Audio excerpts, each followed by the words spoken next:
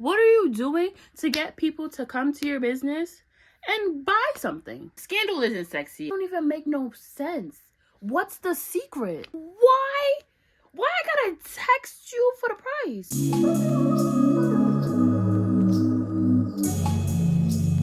Good morning, you guys. This is episode 3 of Business ReminHER.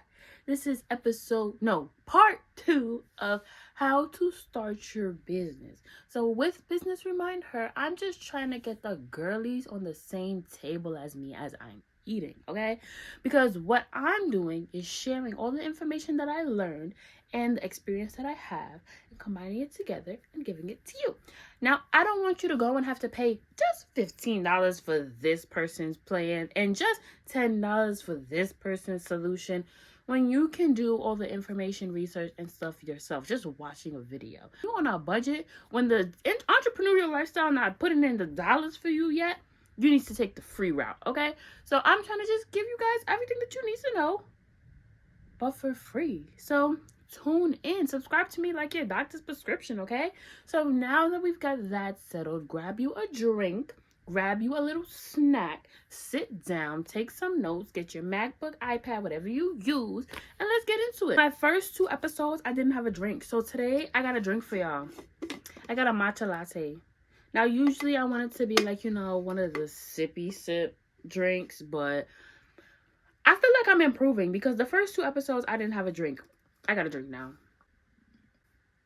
Now let's get into it. All of the things that I had listed in part 1 were for the foundation of your business, okay? Of your entrepreneurial journey, of whatever you're doing. That was your foundation. Those are the things you need to essentially like take the idea from your head and put it into motion. You're putting it into motion, but your foundation, because first impressions are so important, your foundation needs to be solid. Your first pop out needs to be solid. Your first of anything that you're doing needs to be solid.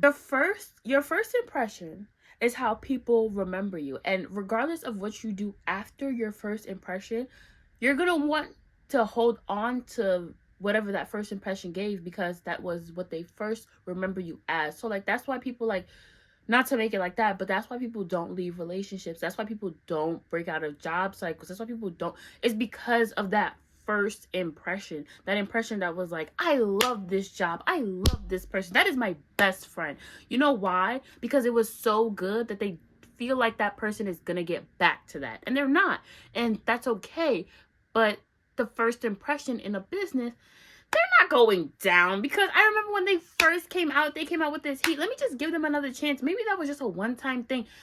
That builds your customer loyalty because the first impression was so good. That is what part 1 was about, how to build that foundation. Now we're in part 2, which is kind of like how to grow from the foundation, how to get bigger, how to maintain the bigness of it all. So this is where part 2 comes into. So here's number 1 of part 2.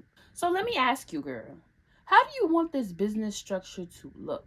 Do you want an LLC? Are you working with somebody? Do you want this to be a corporation? Is this a sole proprietor? Like, what do you want to run your business as? Because when you run your business as different things, it means different things legally, but it also means different things in terms of, want your name on this? Do you want your brand? Like, now you got to start thinking of your brand's image a little bit more, how do I say, like, tighter hold on what your brand can do and what your brand can say and things like that, because of the foundation. So my business is a sole proprietor. I just do business as luxempulse, but it is my brand. It's my name. So my actual legal name is the business, but when I'm doing business, like I'm signing something or anything like that, or like my credit card, it has my business name, luxempulse, on it. So how do you want your business to be run? Because if it's like an LLC, you have a little bit more of a law to back, not law. Actually, yeah, it's the law, but that's not the word for that I'm looking for. You have more of a backup when it comes to like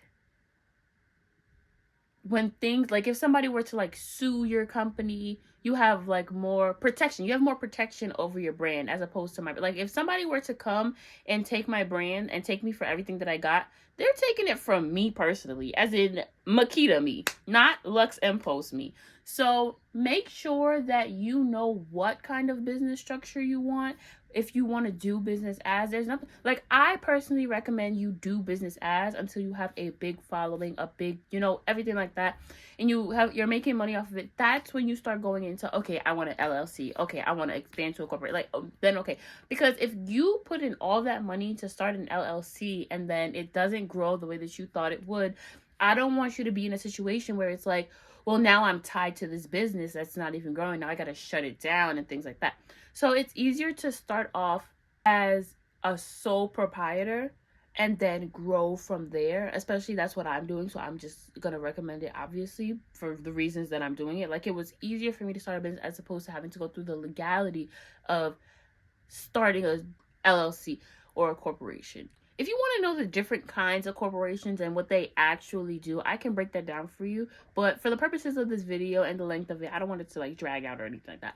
So just know that you have different business structures and you need to know what kind of business structure you want. Now, if you're in the position to start a business structure of anything higher, just do it. I mean, it's not going to kill you. I'm just saying that it also makes things easier also because the business is not tied to you when you go to do, like, if they were to sue you and you have an LLC, they're suing the business. They're not suing you personally. So they're going to come after the assets of the business. They're not going to come over the assets of your personal, like your, you know, your house, your car, things like that. So just make sure that when you're starting your business, know what kind of structure you want and make sure that the structure that you choose makes sense to your financial position right now and makes sense to the financial position that you're going to grow to next. Now for number 2. Don't get into trouble with Uncle Sam, okay? I don't want you guys to go into this business. Like, there's some businesses, and y'all know the businesses I'm talking about. There's those girls that selling the lip glosses but don't charge no tax, doing drop-offs, cash only, da-da-da-da-da.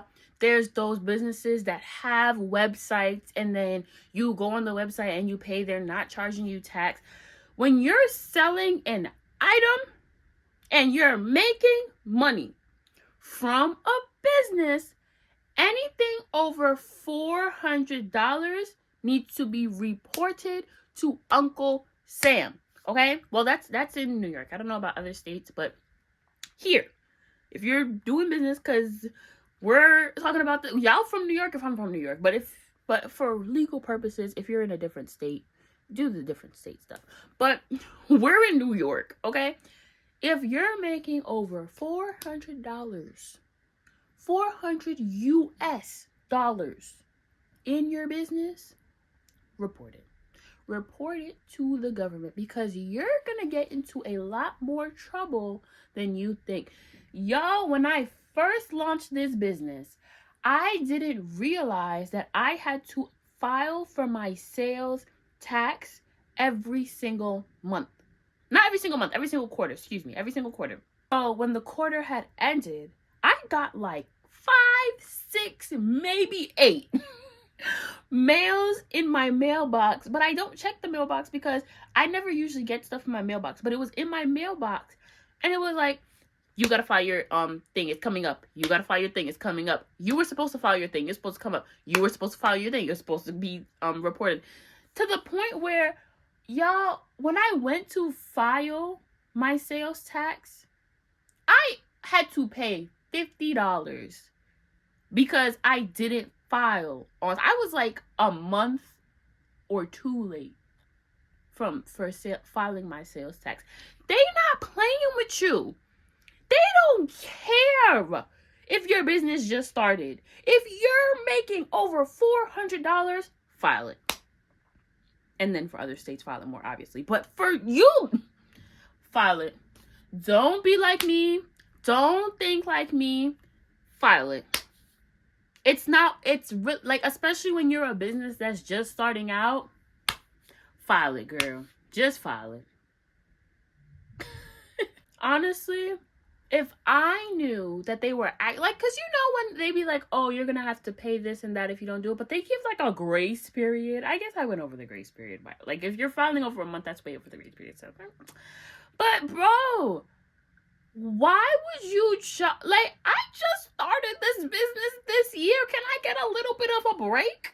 They don't care. Yeah, they don't care. And if you know you're not going to keep up with it, get an accountant, somebody who can manage those finances for you, manage your numbers, things like that. I have an accountant. Yup. Because I'm not doing that again. Yup. I have an accountant. Me and her, locked in. Ain't no switching up. Yup. Just follow it, y'all. Scandal isn't sexy, especially first impressions. Scandal isn't sexy. You don't want to launch your business, then you're in debt because you owe so much money. And then you got to shut the business down. You just started. Just file it. And if you don't remember to file it, have somebody else that'll remember for you. Okay? Next. Now let's think about how many items you want to buy, how many items you want to launch, how many items. Because I don't know about you, but for me, it was important for me to know how many items I wanted to launch, because that then ties into how much that overall budget was going to be affected. You know what I'm saying? Remember when we talked about how much do you want to save? How much do you want to finance? Like, how do you want to finance this business? You want to make sure that you have a place that funds your business. Like, I have a separate job from YouTube and my business, like an actual, like, regular corporate job that funds the business, funds the lifestyle, so that I can grow the lifestyle. And y'all see what I'm trying to say. But that needs to fund, okay? Fund your business. Like, fund. Not no, remember we said, not no $10 under the bed, under the pillow. Fund. So make sure that you know how many items you want to launch, because then you need to know, like, okay, if I'm launching 5 items and each item costs me $10, I cannot get 30 of each item that I want to sell. Like, if, like, how when people are doing like their pre-launches and they're like, oh, who wants this, or who would buy this if y'all know what I'm talking about. Who would buy this if I started selling this? Who would, those type of questions. Then the demand is saying you need like 50 of this one and 20 of this one and 100 of this one, but your budget, the moolah, can only afford 3. Babes, you need to cut down on the item that you want to sell. Babes, write this down. This is important. Know how much you want to sell. If you're in your first launch season, first launch, like, for your business, first launch of like a restart to the business, we took a break but we're back, make sure that it is in the same amount as the demand, or else you will have a lot of inventory and no space to put anything. Then everything got to go on sale because you didn't sell it the way that you thought you would. Make sure you know how much you want to spend and divide it by how many items that you want to sell. I want to always have at least 4 to 5 items in my launches, but sometimes things happen. But I usually want to have 4 to 5 items in a launch. We get like 20 or 30. Like, I don't get a lot because I know that it's not going to sell. Like, if how there's Hello Black Child, she gets orders like every single day. I don't get orders every single day, so I don't need that many items in stock. So if you want to make sure that your business thrives after your foundation is built, make sure that you are selling the way that you have demand, and make sure you know how much demand that is, so you know how much to sell. For my first idea of a launch, I wanted to have 10 items. But had I had followed through with those 10 items, y'all, my entire room would be filled with boxes, dusted and untouched. Y'all wouldn't even have this as a background. It'd be boxes, okay? It'd be boxes. Make sure you know what you want to sell, how much you want to sell, and match it to the demand. And that's when you know what to get and how much to get. Because I don't want you to go and have a bunch of boxes in the back with no sales. Y'all not printing no labels. Y'all not shipping and walking to the UPS or wherever y'all ship y'all boxes. Y'all not walking there and delivering the boxes, no packages, because nobody's ordering. Make sure the people are ordering. Know how much. Next, if y'all are to learn anything from me, this is the one. No DM prices. No DM prices. Nobody should be DMing you. Y'all, nobody should be DMing you for a price. You know how scammy that sounds? Please, please. Why should I text you on the low for a price, mama? Don't even make no sense. What's the secret? What is the secret? Like, why? Why I gotta text you for the price? Y'all see how that sounds? Big sale on wigs. DM for price. Why? You're making it harder for yourself to get sales. Because let me tell you what I do when I see a DM for the price. Swipe right by it, because I'm not texting you for a price or something. Time is money. And when they say that, they mean it literally. Are wasting people's time, it's gonna cost you so many sales, because there's people that are impulsive buyers, like real impulsive, like they see something, they want it, they got it in the cart already, and they already checked out. So if you're preventing them from a easy buy get situation, they're gonna skip you. You don't want to be the person that gets skipped. No DMing prices. You need a website. You need a website with prices. Prices. Like, I'm telling y'all this like in a joking matter, but in all seriousness, you need a website that says, this is what I do, this is who we are, this is what I sell, this is how much it costs to get what I sell, and other things that you want. You know, websites are they're personal to the brand. Make the website as creative as you want to go, be as fun as you want to be, make it as pretty as you would like. You need a website with at least the prices. People love instantaneous, okay? So if I have to DM you, that's not instantaneous. Like, you guys see how YouTube is changing their stuff to shorts because it's instantaneous information? Because people's attention spans have gone from this to like this. Yeah, and it's real serious. So make sure that you're not preventing people from instantaneous, okay? Instantaneous is the goal. You want people to be able to look, like, click. Look, like, click. Click meaning add to cart and buy. Look, like, click. If people look and they like, they will click. If people look and they like and they cannot click, you will not get a sale. Make sure the situation allows instantaneous. Next, as this is the last one for today, okay? And if you want more information or more things like that, please call me, beat me. You will reach me because I want to help you guys. What do you want to launch? How do you want to launch? How are you going to build the traction? What's the theme? Do you want to do a giveaway? Do you want to have any specials? What are you doing to get people to come to your business and buy something?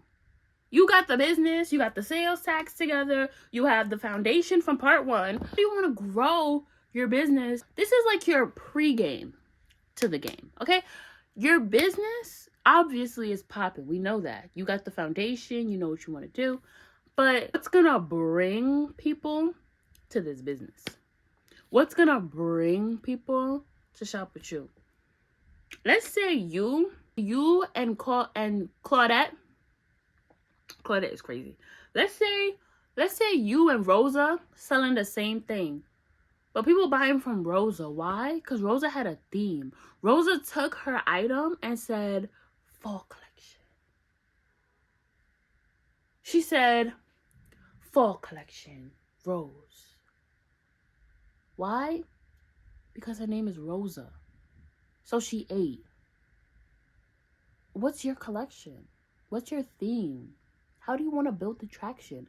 You know why you can't compete with Sister Audrey? Because Audrey said, new launch, business now, giveaway now. You know why you can't compete with Samantha, because Samantha said, giveaway, anybody who subscribes, likes, and comments gets a free iPad, MacBook. Anybody who purchases it with me within the next 24 hours gets a free rose. What are you doing?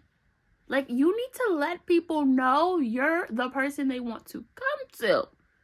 So when you're starting off for your traction, you want to do something big. When you're launching, maybe have a theme for the launch. Maybe have a collection. Maybe have like a pop out, like one item every day. Maybe have like how I just did. So for example, for my tricks collection, tricks, y'all know what tricks are, right? Tricks are, I'm not talking about tricks off for kids. I'm talking about a trick. Tricks. Y'all see what I did there? So my clothes were slutty. They were not something you would wear in the, well, you could wear the fur coat in the fall, but it was slutty. It was giving sexy but cute. Y'all see what I'm saying? Because it's tricks as in 3 as well. Try 3. I 8. Why 3? Well, it wasn't supposed to be 3, so I had to really switch up my whole brand launch at the last minute. But I 8. Try 3 items for tricks, and then tricks as in trick or treat. Tricks goes 3 ways, so I had to figure out a way to make it go for 3 different things, but also still match the theme of all those things. Tricks as in, y'all know, I was wearing, my whole chest was out. I had the ripped the fishnets and the short skirt. I had only a fur coat on, nothing but red boots. Y'all see? Then for tricks, as in trick or treat, I did the whole I did candy apples, I did Reese's candy, and I did Snickers.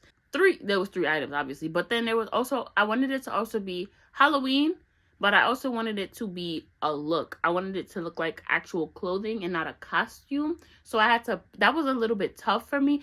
Candy apple was Cruella de Vil. That was my inspiration. The Nutty Professor, in the name, the Nutty Professor, that's where I got the information, like the theme of it from.